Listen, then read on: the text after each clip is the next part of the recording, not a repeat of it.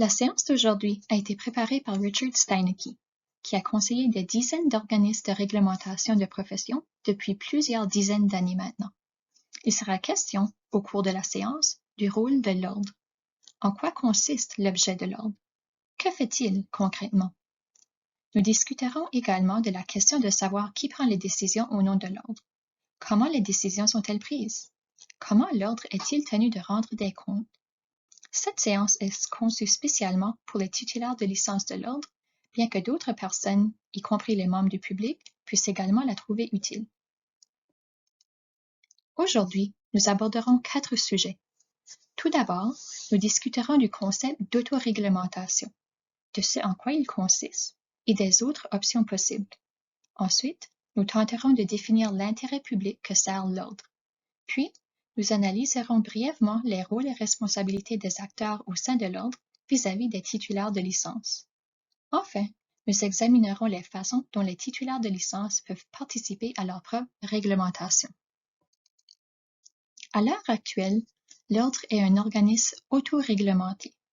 La majorité des membres de son conseil, qui fait office de conseil d'administration, sont élus au sein de la profession. L'idée d'une profession autoréglementée implique cependant le concept d'un contrat social. La société accorde certains pouvoirs et une certaine autorité à la profession.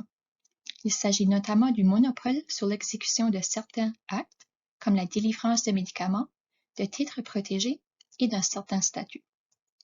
Tout cela n'est cependant accordé qu'à la condition que la profession se réglemente elle-même dans l'intérêt du public. Il fut un temps où on pensait que les dirigeants respectés de la profession, qui la comprenaient bien, étaient les mieux placés pour la réglementer. L'autoréglementation n'est toutefois pas la seule option dont dispose le gouvernement. D'autres possibilités s'offrent au gouvernement. La profession pourrait être réglementée par une division du ministère de la Santé. Elle pourrait également être réglementée par un organisme indépendant nommé par le gouvernement, comme le Bureau de la concurrence qui réglemente d'autres monopoles. Le gouvernement pourrait aussi adopter une législation de protection du consommateur, établissant ainsi les règles que les pharmacies, les pharmaciens et les techniciens en pharmacie doivent respecter. Par exemple, exigences de déclaration, règles de tarification, notification des conflits d'intérêts, tout en prévoyant des recours pour les consommateurs, par exemple, annulation des services avec remboursement, indemnisation pour les dommages subis. Le gouvernement pourrait simplement ne pas réglementer et laisser le marché, y compris les avis Google et les tribunaux, guider les comportements. Que la profession n'aille pas s'imaginer que l'autoréglementation constitue le seul modèle de réglementation. En fait, dans une grande partie du monde, la profession est réglementée par un organisme gouvernemental. Tout récemment, en 2022, le gouvernement de la Colombie-Britannique a remplacé l'autoréglementation par une forme de réglementation par un organisme indépendant, modèle dans le cadre duquel 50% des membres du Conseil ne sont pas titulaires d'une licence. Même les 50% qui en détiennent une ne sont pas choisis par la profession, mais plutôt par un organisme de surveillance indépendant sur la base de leurs qualifications, leur expérience et de leurs compétences.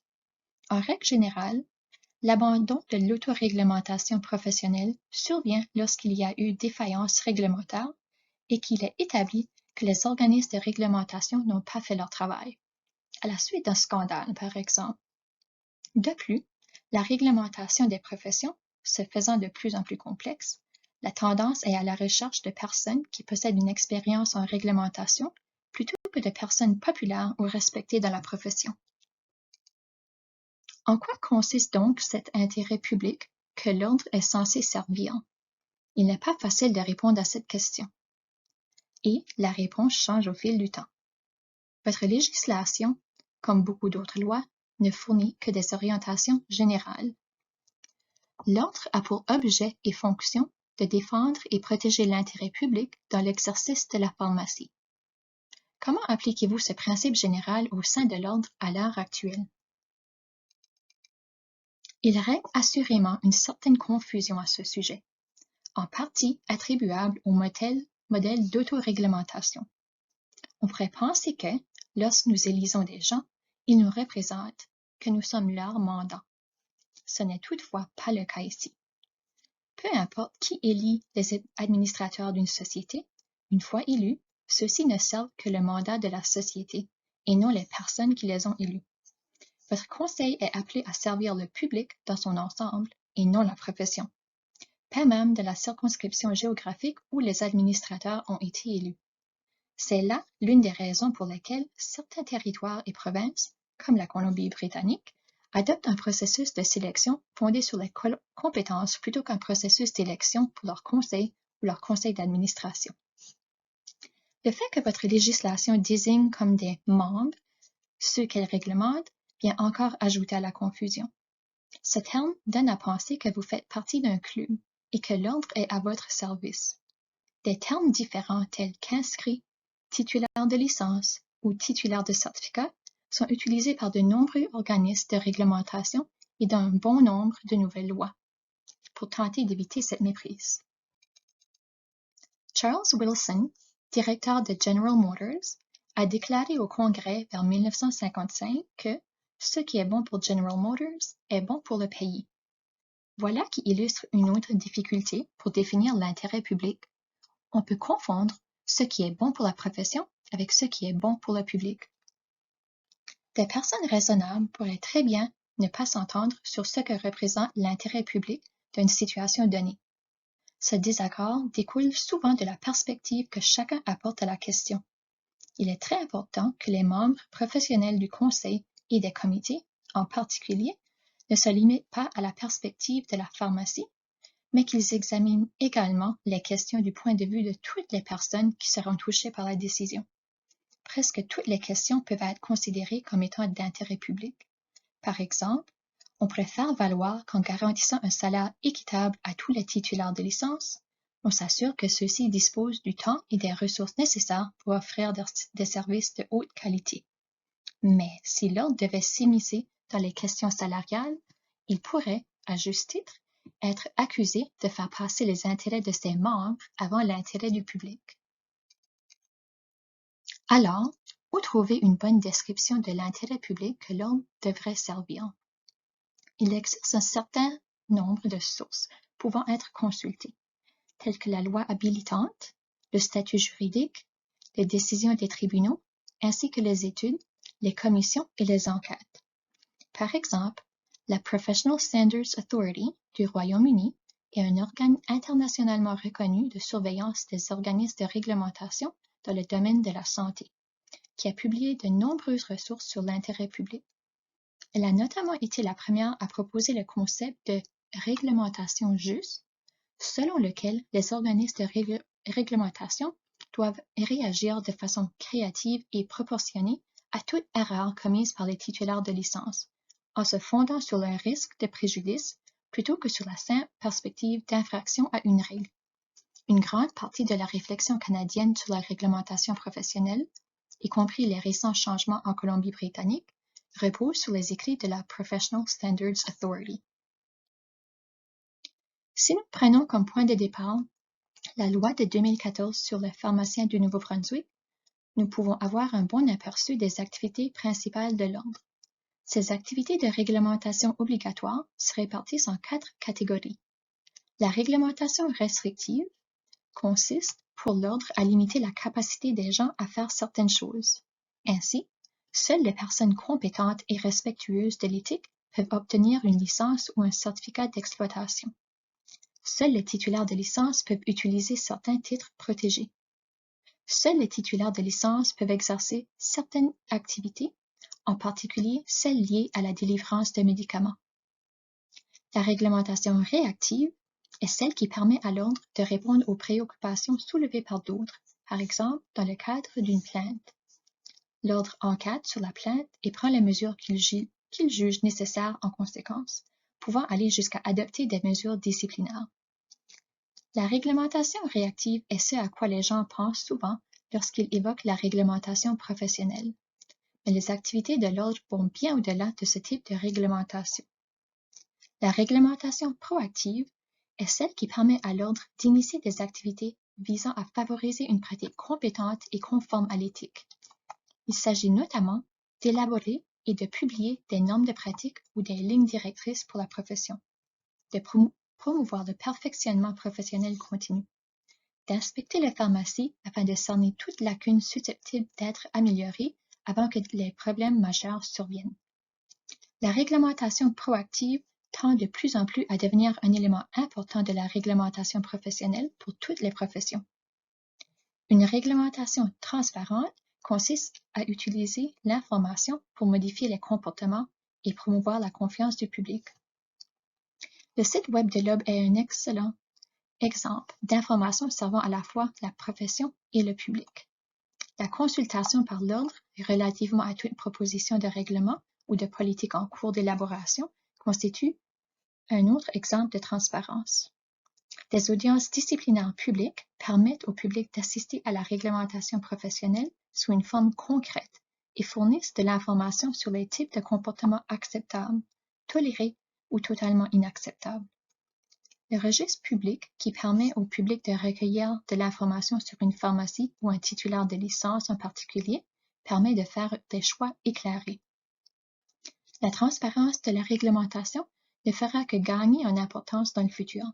Il est probable qu'au fil du temps, de plus en plus d'informations sur les titulaires de licence en viennent à figurer au registre public. Il est clair que l'Ordre doit consacrer la majeure partie de son temps et de ses ressources à ces aspects de l'intérêt public. Et ces activités permettent d'articuler l'intérêt public servi par l'Ordre, en garantissant que les titulaires de licence sont compétents et respectueux de l'éthique.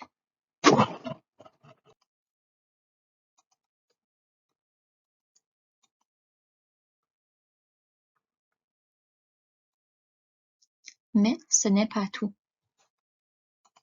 On attend de plus en plus des organismes de réglementation des professions qu'ils soutiennent les initiatives et les valeurs les plus larges de notre société. Cette tendance est apparue plus clairement pendant la pandémie, lorsque le ministère de la Santé attendait des ordres de réglementation des professions de la santé qui communiquent et renforcent les messages de santé publique.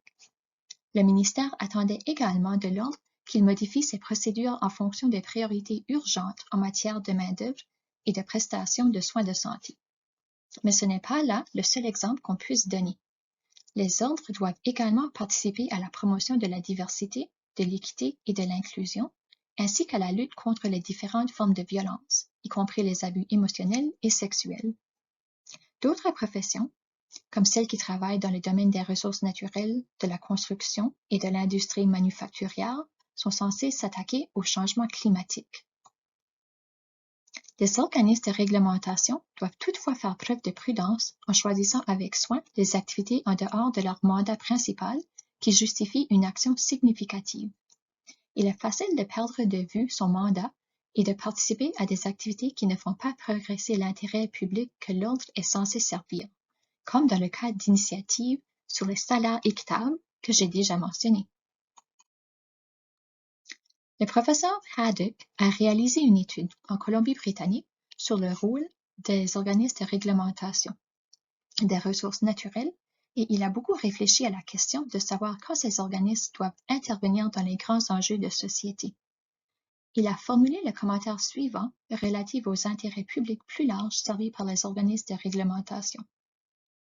Lorsqu'on considère l'ensemble des intérêts publics dans la gestion des ressources naturelles, il devient évident que l'intérêt public réglementé par les organismes professionnels est à la fois différent et plus étroit. Leur rôle principal consiste à s'assurer que les professionnels possèdent la compétence nécessaire pour exercer, qu'ils respectent les lois et les codes de déontologie et, de façon générale, qu'ils respectent les normes de la profession. Bien que la plupart d'entre eux disposent d'une large autorité pour élaborer des normes de conduite, ils demeurent néanmoins des créatures de la loi, qui doivent opérer dans la limite de l'autorité qui leur a été déléguée. Ils ne déterminent pas les objectifs juridiques et politiques, mais y apportent une valeur ajoutée s'ils établissent des règles de pratique qui aident les professionnels à atteindre ces objectifs. Si je devais décrire l'expansion de l'intérêt public servi par les organismes de réglementation au cours des 40 dernières années, c'est en ces termes que je le ferais. L'assurance qualité a gagné en importance dans les années 1980, passant du simple perfectionnement professionnel continu à des interactions concrètes avec les inscrits pour vérifier s'ils maintenaient leurs compétences et s'amélioraient continuellement. La transparence, tant en termes d'informations sur l'ordre que les inscrits à titre individuel, et sur les procédures telles que la discipline, s'est fait de plus en plus important dans les années 1990. La mobilité est passée au premier plan des préoccupations, tant dans une perspective de reconnaissance des compétences et qualifications des professionnels formés à l'étranger, que de relative liberté de mouvement entre les provinces et territoires du Canada au sein d'une même profession. La télépratique a elle aussi gagné en importance pour de nombreuses professions, y compris la pharmacie. Plus récemment, les notions de vérité et de réconciliation ont été intégrées au mandat de nombreux ordres professionnels. Il en va de même pour la diversité, l'équité et l'inclusion. Nous avons parlé de l'importance des changements climatiques dans certaines professions. Pour ce qui est du mieux-être des titulaires de licence, il y a eu, avant la pandémie, un véritable débat sur la question de savoir si les ordres avaient un rôle à jouer à cet égard. Leur rôle consistait clairement à veiller à ce que les titulaires de licence n'étaient pas, de par leur état de santé, en mesure d'exercer avec des compétences et de façon sécuritaire, soit assujettis à des restrictions jusqu'à ce qu'ils retrouvent de bonnes dispositions. Il s'agit là de mesures proactives en matière de mieux-être qui font bel et bien partie du rôle de l'ordre. La pandémie a également soulevé la question de la participation des ordres professionnels à la préparation aux situations d'urgence et à la planification des effectifs. Bien entendu, l'ajout de chacun de ces éléments à la liste des objectifs poursuivis par l'ordre accroît la complexité de son mandat ainsi que les compétences et les ressources requises de la part des personnes qui y travaillent. C'était l'une des raisons pour lesquelles le modèle d'autoréglementation se trouve souvent sous pression au Canada. Est-il réaliste d'attendre des membres élus du Conseil, qui sont souvent des praticiens très occupés, qu'ils possèdent des compétences dans tous ces domaines? Ainsi, si je devais résumer la vision actuelle du mandat d'intérêt public de l'ordre, je la résumerais en 4 propositions. Premièrement, c'est l'intérêt public fondamental qui doit se voir accorder la priorité. Éviter les préjudices. Le but ultime des ordres de réglementation professionnelle consiste à protéger les clients et les autres membres du public d'éventuels préjudices causés par les praticiens. La santé et la sécurité sont primordiales. D'autres formes de préjudices émotionnels et psychologiques, environnementaux, financiers, n'en demeurent pas moins importants. Deuxièmement, la façon dont les ordres s'acquittent de ces mandats fondamentaux d'intérêt public transparaît dans les différentes activités réglementaires de l'ordre. Les organismes de réglementation professionnelle atteignent cet objectif en veillant à ce que seules les personnes compétentes et respectueuses de l'éthique accèdent à la profession et puissent continuer de l'exercer, en facilitant l'exécution par les praticiens d'un travail de qualité et en veillant au respect des normes et des politiques de qualité. La troisième proposition est plutôt négative. Éviter de servir les intérêts des professionnels. Les organismes de réglementation professionnelle peuvent s'égarer en confondant l'intérêt ou le bien de la profession avec l'intérêt public. Cela se traduit parfois même lorsqu'on utilise un langage d'intérêt public. C'est la partie négative du mandat d'intérêt public, ce qu'il ne faut pas faire. Arrêtons-nous maintenant, finalement, à l'intérêt public général. S'il n'est pas attendu des ordres de réglementation professionnelle qu'ils sauvent le monde, en prenant l'initiative de résoudre des problèmes de société plus vastes, en militant pour les droits de la personne, l'équité, la diversité et l'inclusion, ou la maltraitance des personnes vulnérables, par exemple, ils doivent néanmoins apporter leur contribution à ces égards par la manière dont ils exercent leurs activités de réglementation. Je dirais qu'il s'agit là à la fois d'une description de la manière dont l'ordre devrait exercer ses activités réglementaires fondamentales et d'un élément additionnel de son mandat. Nous allons maintenant vous poser quelques questions sous forme de quiz. Lequel des éléments suivants s'éloigne trop du mandat d'intérêt public de l'ordre? Choisissez toutes les réponses qui s'appliquent. 1. Promouvoir l'humilité culturelle et la sensibilisation aux réalités culturelles lorsque l'exercice de la profession touche les populations autochtones. 2. Prévenir l'épuisement professionnel au sein de la profession. 3. Assurer une empreinte carboneuse au Nouveau-Brunswick. 4. rendre hommage aux anciens combattants à l'occasion du jour du souvenir? Bien sûr, les réponses sont discutables. La plupart des organismes de réglementation actuels incluraient la réponse 1 dans leur mandat, la réponse 2, faisant l'objet de débats avant la pandémie, mais la plupart l'incluraient également. La réponse 3 est plus controversée. Toutefois, les organismes de réglementation incluraient probablement la responsabilité environnementale comme un facteur à prendre en compte pour certaines décisions, telles que l'abandon des documents papier. La réponse 4 est plus difficile à inclure dans le mandat actuel de l'Ordre. Il pourrait cependant y avoir une certaine reconnaissance, par exemple sur les comptes de médias sociaux de ces derniers.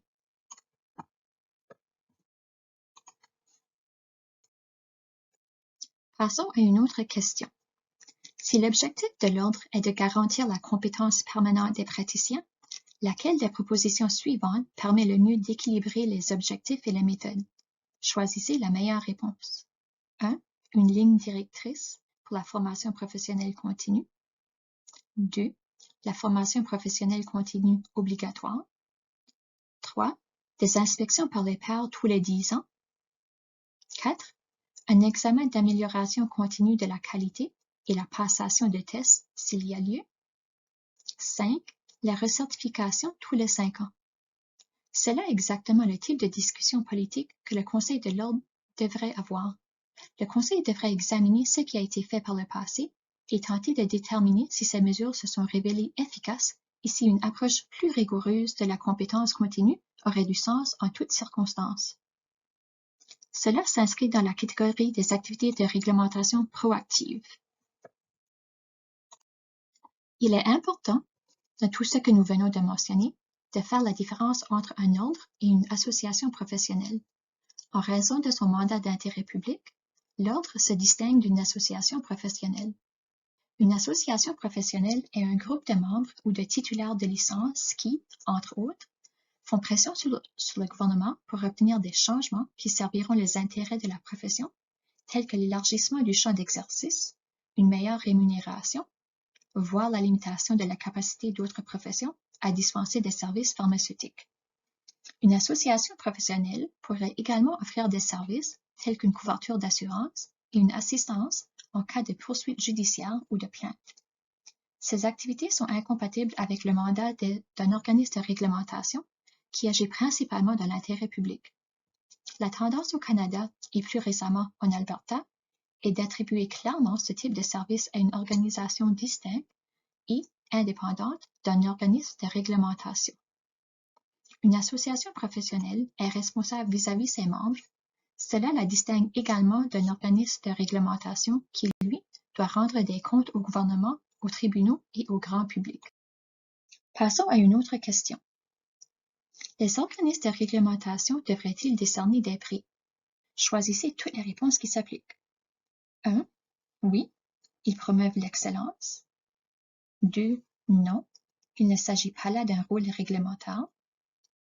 3. Oui, ils reconnaissent les contributions apportées.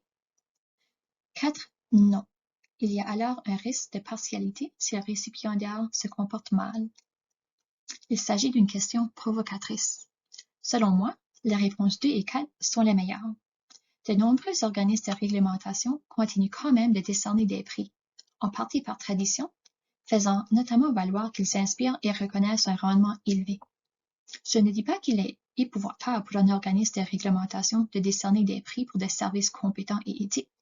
Il reste, selon moi, qu'il ne s'agit peut-être pas là de l'utilisation la plus judicieuse du temps et des ressources de l'organisme en question, compte tenu de son mandat d'intérêt public, et ce, malgré les sentiments de bienveillance qui accompagnent la remise des prix. J'espère que cela vous donnera matière à réflexion. Cette mise en situation illustre le difficile équilibre qu'est appelé à trouver un ordre qui prend des décisions fondées sur l'intérêt public.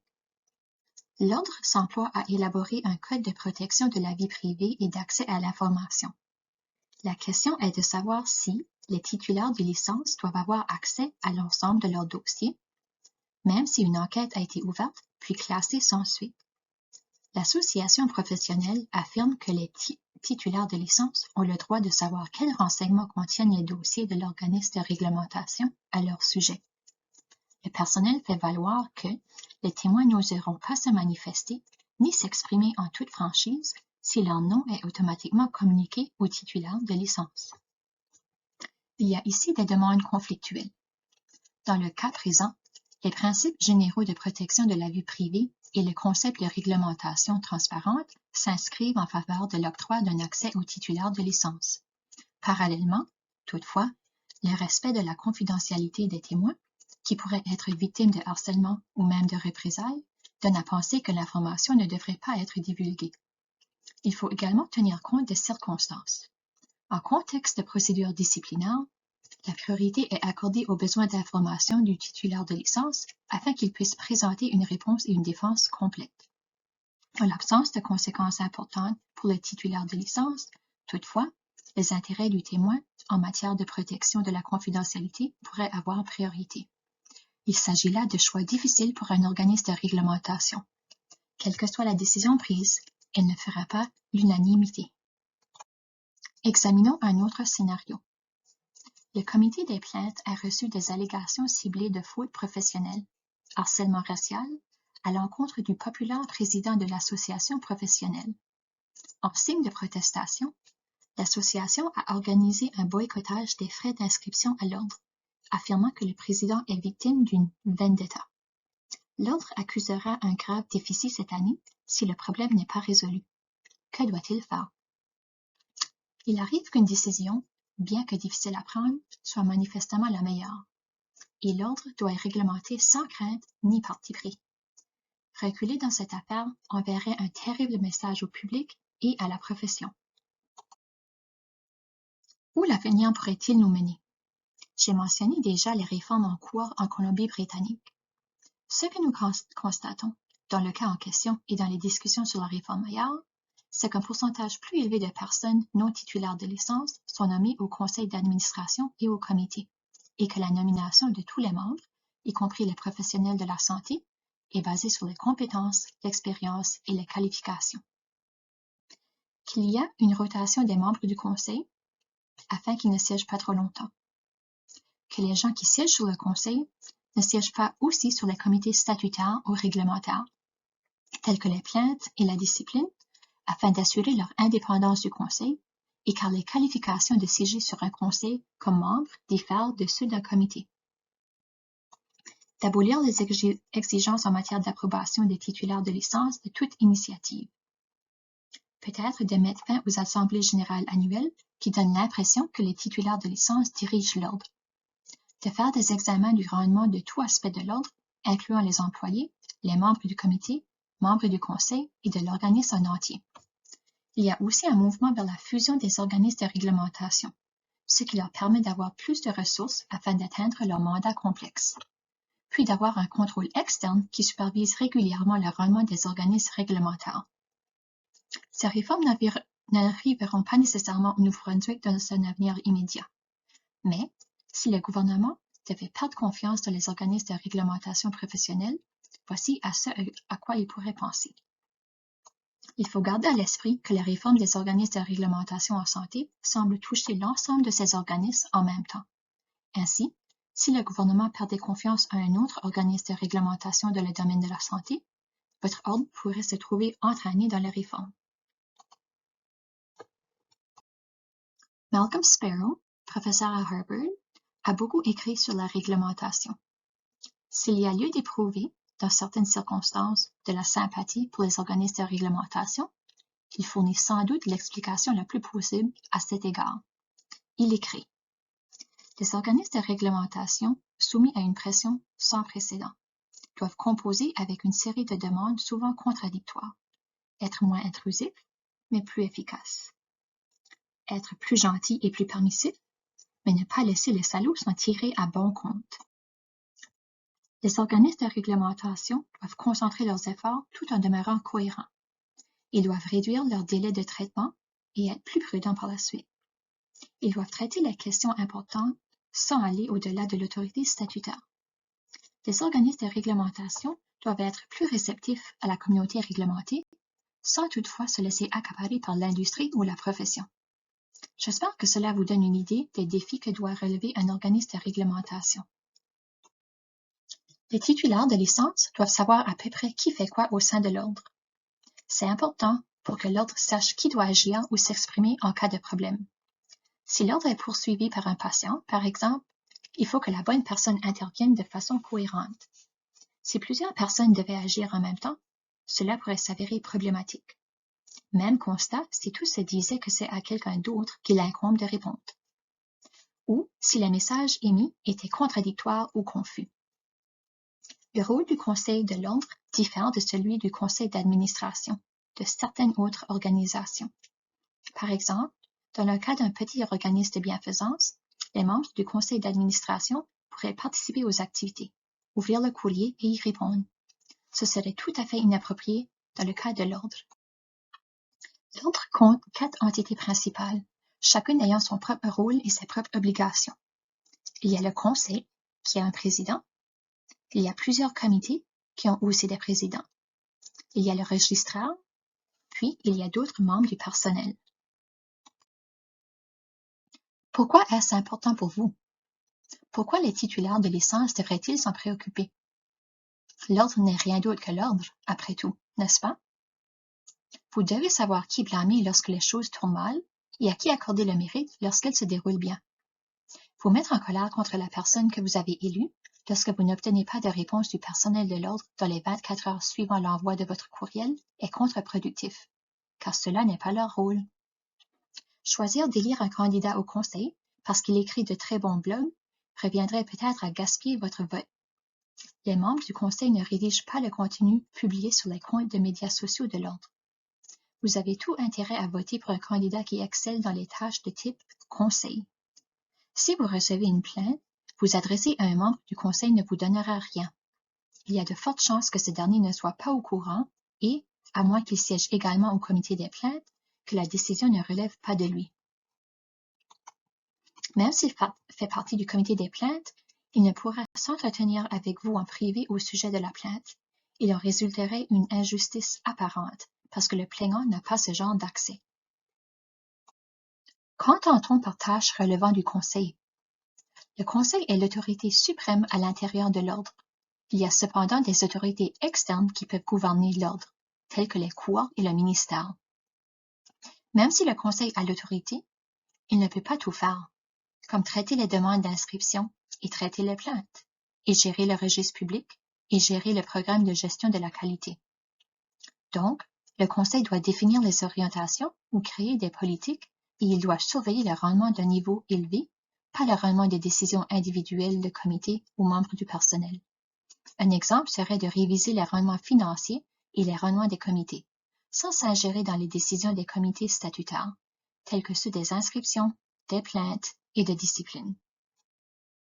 On pourrait ainsi dire que le conseil mène la barque et que les membres du personnel pagaillent, ou que le conseil fixe les objectifs et échéances et que le personnel décide de la façon de procéder, ou que le conseil a son nez dedans mais ne touche à rien.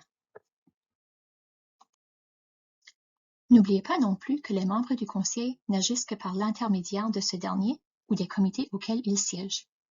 Lorsque vous souhaitez contribuer à une décision du conseil, il est préférable de vous adresser à l'ensemble de ses membres plutôt qu'à un seul.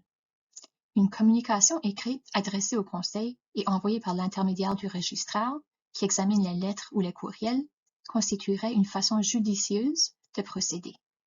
Il y a cependant des exceptions fondées sur le bon sens, tel qu'un membre du conseil reçoit un courriel, il en accuse réception, puis le fait suivre à la bonne personne.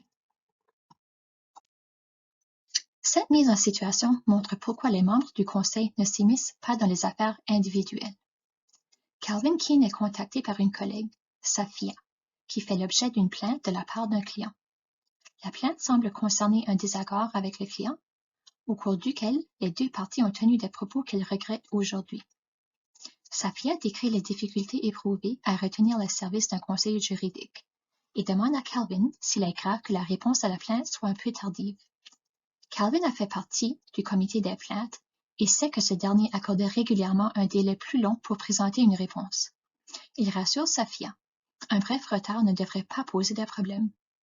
En fait, la plainte est beaucoup plus grave que ce qui a été décrit à Calvin. Elle est rapidement transmise au comité de discipline et une suspension provisoire est imposée.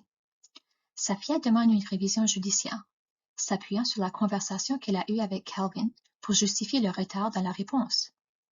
Le personnel de l'ordre est alors contraint d'interroger Calvin et de déposer une déclaration sous serment de sa part concernant la conversation qu'il a eue avec Safia.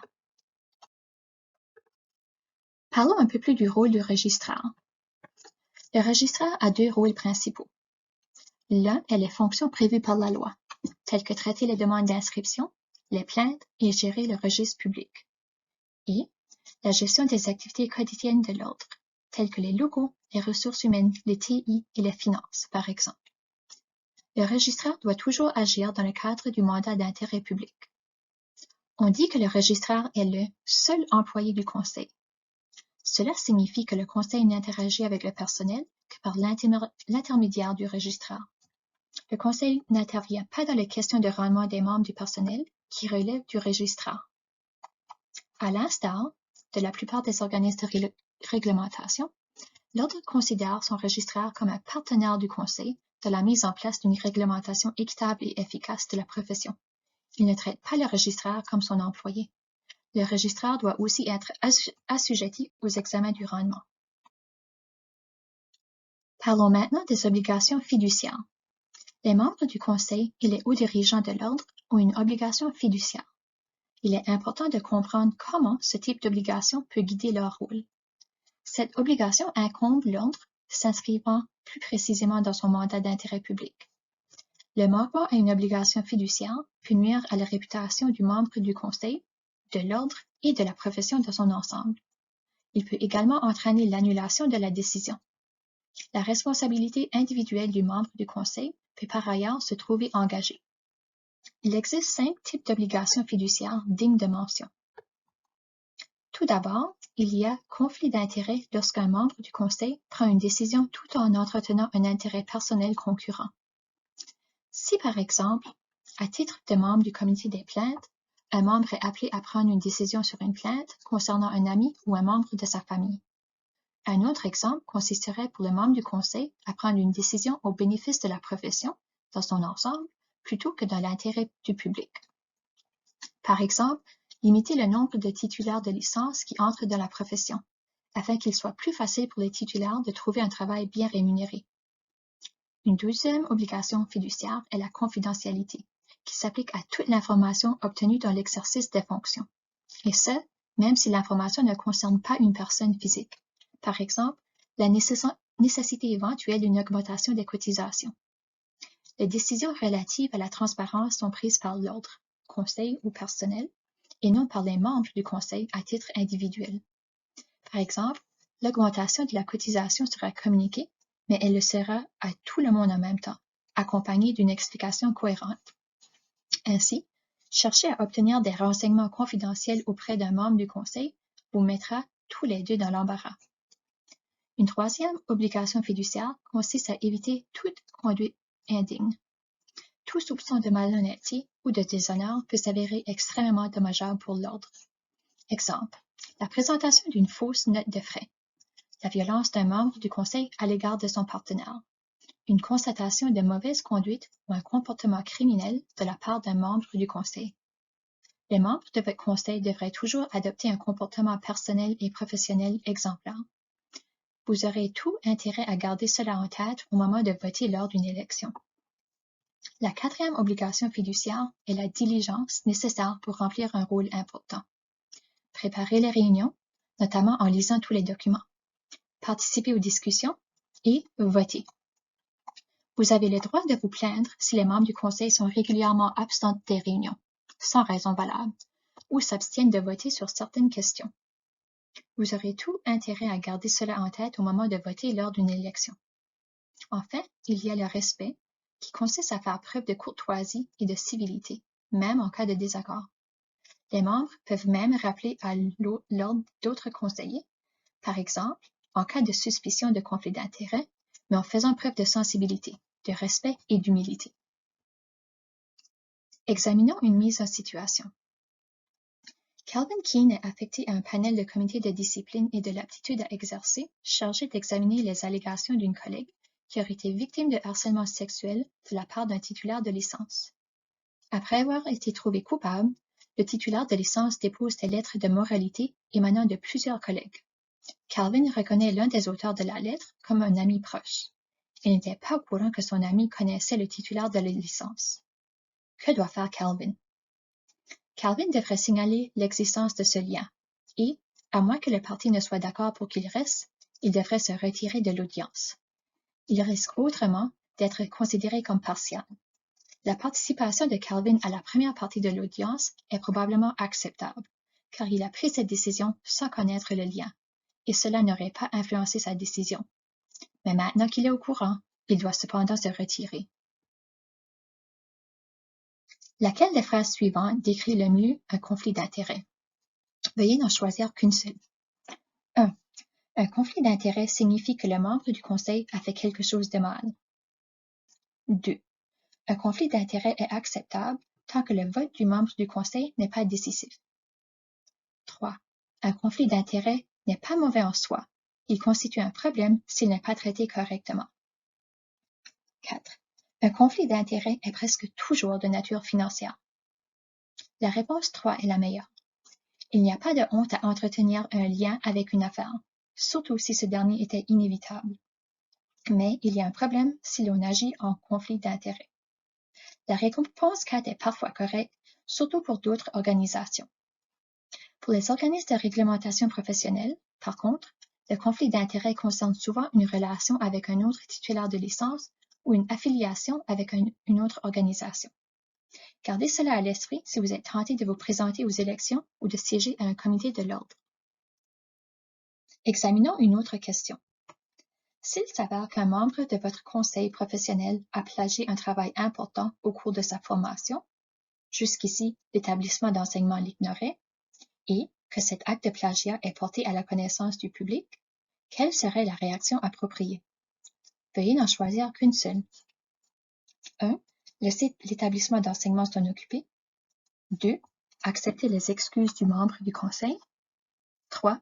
Censurer le membre du conseil sans toutefois le révoquer. 4. Révoquer le membre du conseil en invoquant son inaptitude à exercer ses fonctions. Il s'agit là d'un exemple d'une conduite indigne. Sans être criminels, ces agissements nuisent à la réputation de l'ordre. Les réponses à cette question varient en fonction des circonstances, mais la plupart signalent la réponse 3 comme l'intervention minimale, et certains diraient que la réponse 4 est encore plus appropriée. Examinons une mise en situation. Certains titulaires de licence de la région s'adressent à un membre du conseil pour lui faire part d'un problème qu'ils rencontrent avec l'autre. Ils expliquent aux membres du conseil que chacun d'eux a eu l'occasion de s'entretenir avec le même cadre supérieur de l'ordre au sujet de questions relatives à la pratique. Le cadre supérieur s'est montré impoli et condescendant à leur égard. Il donne des exemples troublants. Que doit faire le membre du conseil? Précisons tout d'abord qu'il s'agit d'un exemple assez extrême. D'après l'expérience que j'en ai, la plupart des membres du personnel d'organismes de réglementation sont incroyablement courtois. Mais cette mise en situation montre qu'il vous faut être conscient des rôles et des responsabilités lorsque vous traitez avec l'ordre et en tant que membre du conseil. Il ne s'agit pas d'un domaine dans lequel un conseil interviendrait directement. Un membre du conseil qui agit avec circonspection répondra. L'ordre attend de l'ensemble de son personnel qu'il soit courtois et respectueux. Mon rôle se limite cependant à définir la politique et à superviser le rendement global de l'ordre, et non le rendement du personnel et les interactions individuelles avec ce dernier. C'est le registraire qui supervise le personnel. Soyez assurés qu'il traitera vos préoccupations avec le plus grand sérieux. Je vous invite à faire part de vos préoccupations au registraire. Le conseiller résumerait alors ce qui lui a été dit et informerait le président et le registraire de la préoccupation, mais resterait ensuite en dehors de l'affaire. Alors, comment devriez-vous participer à votre propre réglementation? Veillez à reconnaître, dans vos interactions avec l'ordre, le mandat d'intérêt public de ce dernier, et le fait qu'il n'est pas là pour vous servir, mais pour vous réglementer. Cela dit, vous devez vous tenir informé et examiner les communications envoyées par l'ordre, car elles vous fournissent de l'information précieuse pour garantir que vous dispensez aux patients des services compétents et éthiques, et vous évitez des ennuis tels qu'une plainte ou une mesure disciplinaire. Lorsque l'Ordre mène une consultation sur des modifications à la législation ou sur l'élaboration d'une politique, vous devez participer. Vos commentaires sont considérés comme faisant partie de la matrice d'information entrant dans la prise de décision. Et si l'Ordre sert l'intérêt public, il souhaite le faire en tenant compte des effets que cela aura sur les inscrits et les titulaires de licence. N'hésitez donc pas à participer. Lorsque vous votez pour le Conseil, votez pour des personnes qui seront efficaces dans leur rôle. S'il s'agit là d'informations nouvelles pour vous, nous espérons qu'elle vous permettra de mieux comprendre le rôle des membres du Conseil et de déterminer qui serait le mieux placé pour assumer ces fonctions. Et si vous avez des inquiétudes, n'hésitez pas à les exprimer. Il existe un mécanisme permettant aux registrars, au personnel et même au Conseil de s'attaquer aux problèmes, en particulier ceux qui relèvent d'une réglementation inefficace ou qui sont négligés par l'Ordre alors que ce dernier devrait s'en occuper. C'est ainsi que des points se voient inscrits à l'ordre du jour. Vous pourriez envisager de faire du bénévolat. Présentez-vous au Conseil ou proposez votre candidature pour siéger à un comité. Tant que votre profession sera autoréglementée au Nouveau-Brunswick, votre participation pourra améliorer le rôle de l'Ordre dans la société, contribuer à sa préservation et contribuer à la confiance du public envers l'Ordre. Merci d'avoir assisté à cette présentation et d'avoir prêté une oreille attentive. Nous espérons vous avoir aidé à mieux comprendre le rôle de l'Ordre et votre participation à ce dernier. Merci.